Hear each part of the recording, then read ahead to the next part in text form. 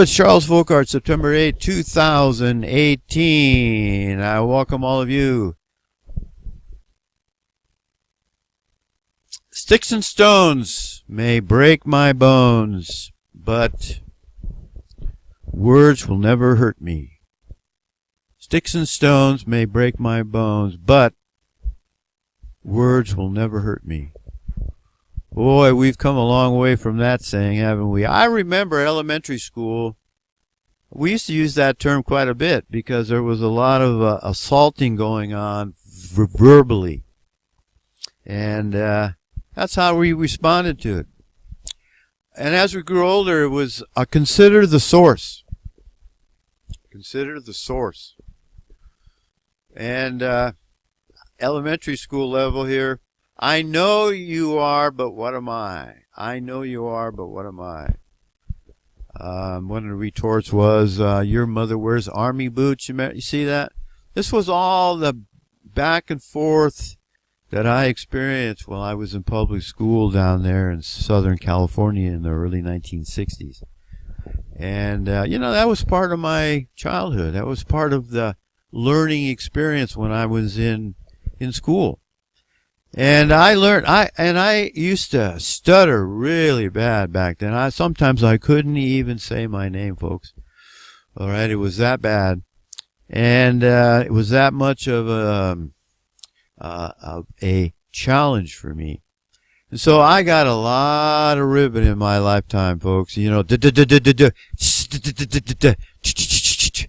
People would say you don't know how to talk. A lot of that. Not anything that it was only the minority did that. It was only the minority did that, and I would just look at him and go, well, look, I got my problem speaking, but I can see your problem. I used to think to myself, that guy's, he's stupid, or he's, I can't remember exactly what I was thinking, but I could just brush them off and not let it affect me. All right?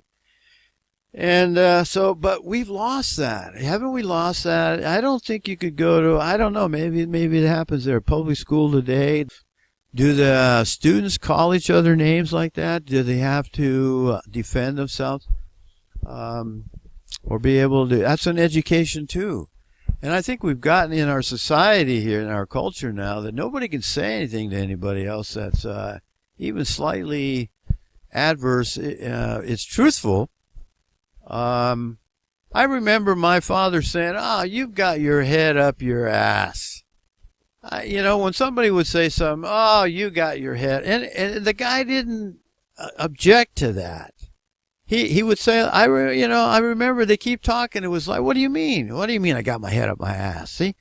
And so you could be yourself. Maybe that wasn't the best. I've changed that to a posterior, okay? Got your head up your posterior. And I just think there's something missing there. We're allowing people to put labels on us, and we're allowing them to influence what we say, how we act, who we are, what we do. Let's be honest, folks. There's a lot of people that got their heads up their asses. All right? And you may think I have my head up my ass. Well, good. Oh, here's another saying we used to say all the time. I may not agree with what you say, but I'll defend with my life your right to say it. Something like that. I may not agree with what you say, but I'll defend to the death your right to say it. When's the last time you heard that saying? We need to start coming out more, I believe, in public, saying what we think. And I've been doing that, a little bit. I don't tell the clerk at the supermarket, you got your head up your ass. But, posterior. But I tell them what I think, and it's pretty interesting now. It seems there's more reception. The people are more receptive. And of course, I'm up here in a conservative area of the country, but I had two guys the other day, the checker and the bagger, shaking their head. Oh, that's why I was talking about South Korea, why the United States is in why we have North Korea as a boogeyman. And I've lived in South Korea, so that gives me a little bit of more, you know, they pay attention a little bit more, I think. 5 years in South Korea gives me what a lot of people don't have, experience in the country, in the area. And I was telling, so people are a little more receptive. But the point, you know, there's a lot of those common sense sayings. The point I want to make is there's a lot of common sense sayings that we used to hear that we don't hear anymore. Another one I'll give you is the borrower is servant to the lender. You don't hear that hardly spoken anywhere. But we're in debt. Excuse me, I had an interruption there in the power and cut it off. So this is, but to continue the thought, we don't hear that saying anymore, the borrower is servant to the lender, because the lenders are who control our education. And, you know, a lot of people today get educated on Talmud vision.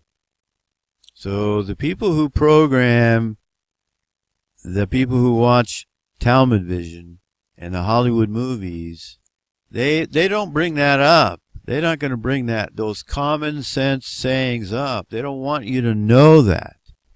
They don't want you to be smart. They don't want you to be educated. They want you just to be smart enough to do your job and pay your taxes and buy their stuff. And they want you to go into debt because then you're a slave to them. They got you.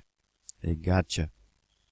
But don't let the labels, neo-Nazi, white supremacist, bigot, racist, those are the labels, those are the verbal attacks that we get today as adults.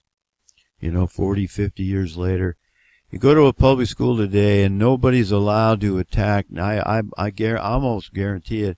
The students aren't allowed to attack each other saying you're stupid and you're ugly or you can't speak right or you have a lips or you know so that's considered what? Bullying. That's the schoolyard bully, the school bully. We had a bully when I was going to school, and he was a bigger kid, and he used to put his hands together like this and go ree, and he'd go after the other boys, the smaller boys, their private parts. This was going on the school ground, and I remember one day he looked at me. He was I was a short guy then. I still am.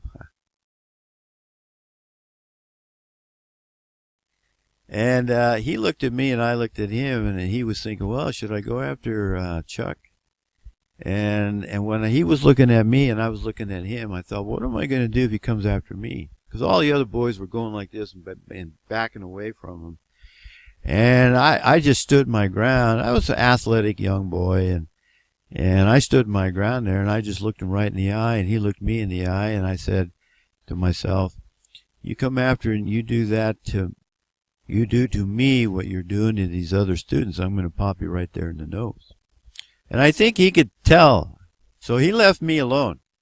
And then eventually what happened, I think, later, I don't know how long, a couple of weeks later maybe. It didn't go on that long, but it went on long enough for me to remember it. And he tried that with some other boy, and that other boy popped him right in the nose like I was going to do, and it stopped. The teachers didn't have to come out. The principal didn't have to get called. The boy didn't have to go to the principal's, the vice principal. And that kid learned a lesson. And I learned a lesson there too, and I'll let you try to figure out what that lesson was that I learned. But see, today we got the verbal bullies out there calling us neo-Nazis and white supremacists, Hitler. Oh, that's the ace in the hole there, isn't it, folks? Yeah. So you're a bigot and racist. Racist. Oh my God, don't be called a racist. Don't have other people call you racist. And we've lost the idea. We've lost that defense mechanism. Sticks and stones may break my bones, but words will never hurt me. I want to thank you for watching. May the grace of God, our Father Yahweh, creator of the heavens and the earth, may his grace be upon us, the Caucasian race, for we most certainly need it. See ya. Everyday people see you as a freaking quack, freaking quack, freaking quack.